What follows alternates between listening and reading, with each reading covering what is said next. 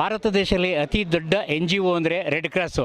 ಆ red cross ಇದರಲ್ಲಿ ರಾಮನಗರ ಜಿಲ್ಲೆಯಲ್ಲಿ ಅವ್ಯವಹಾರ ನಡೆಸಿ ಈ ರೆಡ್ ಕ್ರಾಸ್ ಕಾರ್ಯಕ್ರಮಗಳನ್ನ ಯಾವುದನ್ನು ಕೂಡ ಮಾಡ್ತಾ ಇಲ್ಲ. ಲೇಬರ್ ಆಫೀಸಿಂದ ಲಕ್ಷಾಂತರ ರೂಪಾಯಿ ಬರ್ತಾ ಇದೆ, ಗೌರ್ಮೆಂಟಿಂದ ಲಕ್ಷಾಂತರ ರೂಪಾಯಿ ಬರ್ತಾ ಇದೆ. ಇದನ್ನು ಜನತೆಗೆ ಅವರು ಕೊಡದೇನೆ ಮತ್ತು ಕಾರ್ಯಕ್ರಮಗಳನ್ನು ಮಾಡದೇನೆ ಅವರು ದುರುಪಯೋಗ ಪಡಿಸ್ಕೊಂಡು ನಡೆಸ್ತಾ ಇದ್ದಾರೆ. ಈಗ ನಾವು ಅದಕ್ಕೆ ಪ್ರತಿಭಟನೆಯಾಗಿ DC ಅವರಿಗೆ ನಾವು ಮನವಿ ಕೊಟ್ಟಿದ್ದೀವಿ.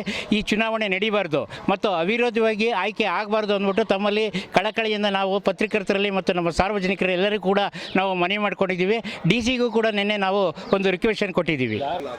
ಸರ್, ಈಗ ಕರೋನಾ ಪೀರಿಯಡಲ್ಲಿ ಸ್ಯಾನಿಟೈಸರು ಮತ್ತು ಸೋಪ್ಗಳನ್ನೆಲ್ಲ ಇದು ಮಾಡೋದು ಮಾಸ್ಕ್ ಎಲ್ಲ ಡೂಪ್ಲಿಕೇಟು, ಅದು ಎಕ್ಸ್ಪೈರಿ ಆಗಿರೋ ಡೇಟ್ಗಳನ್ನ ಕೊಟ್ಟು ಅದನ್ನು ನಾವು ರೆಡ್ ಹ್ಯಾಂಡಾಗಿ ಇವ್ರಿಗೆ DC ಅವ್ರಿಗೆ ತೊಗೊಂಡೋಗಿ ಕೊಟ್ವಿ.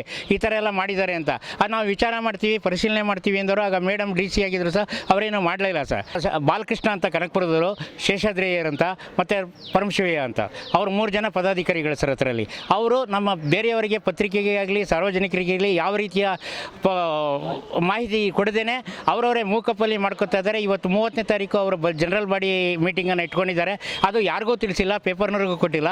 ಲಾಸ್ಟ್ ಟೈಮ್ ಜನರಲ್ಲಿ ಮೀಟಿಂಗ್ ಮಾಡಿದಾಗ ನಾವು ತುಂಬ ಗಲಾಟೆ ಮಾಡಿದ್ವಿ. ಚನ್ನಪಟ್ಟಣದವರು, ರೆಡ್ ಕ್ರಾಸ್ನವರು ಎಲ್ಲ. ತಹಸೀಲ್ದಾರರು ಗೆಸ್ಟಾಗಿ ಬಂದಿದ್ದರು, ಅವರು ಕೂಡ ನಮ್ಮ ಗಲಾಟೆಗಳು ನೋಡಿ ಅರ್ಧದಲ್ಲೇ ಹೊರಟೋಗ್ಬಿಟ್ರು ಸರ್ ತಹಸೀಲ್ದಾರು.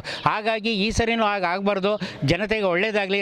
ರೆಡ್ ಕ್ರಾಸ್ ಸಂಸ್ಥೆಯಿಂದ ಮತ್ತು ರೆಡ್ ಕ್ರಾಸ್ ಸಂಸ್ಥೆ ಒಂದು ಬ್ಯಾಂಕ್ ಆಗಲಿ ರಾಮನಗರ ಜಿಲ್ಲೆಯಲ್ಲಿ ಅಂತೇಳಿ ನಮ್ಮ ಕಳಕಳಿಯ ಮನವಿಯನ್ನು ಮಾಡ್ಕೋತಾ ಇದ್ದೀವಿ ಸರ್. ಕಾಶಿ ಬಸವರಾಜು, ರೆಡ್ ಕ್ರಾಸಿನ ಸದಸ್ಯ. ನಾನು ವಿನಂತಿ ಮಾಡಿಕೊಳ್ಳೋದು ಏನಂದರೆ, ರೆಡ್ ಕ್ರಾಸ್ನಲ್ಲಿ ನಡೆಯುತ್ತಿರುವಂಥ ಅವ್ಯವಹಾರಗಳ ಬಗ್ಗೆ 12 ವರ್ಷಗಳಿಂದ ಏನು ಅವ್ಯವಹಾರ ನಡೀತಾ ಇದೆ ಅದರ ಬಗ್ಗೆ ನಾನು RTIನಲ್ಲಿ ಪ್ರಸ್ತಾಪ ಮಾಡಿದ್ದೀನಿ.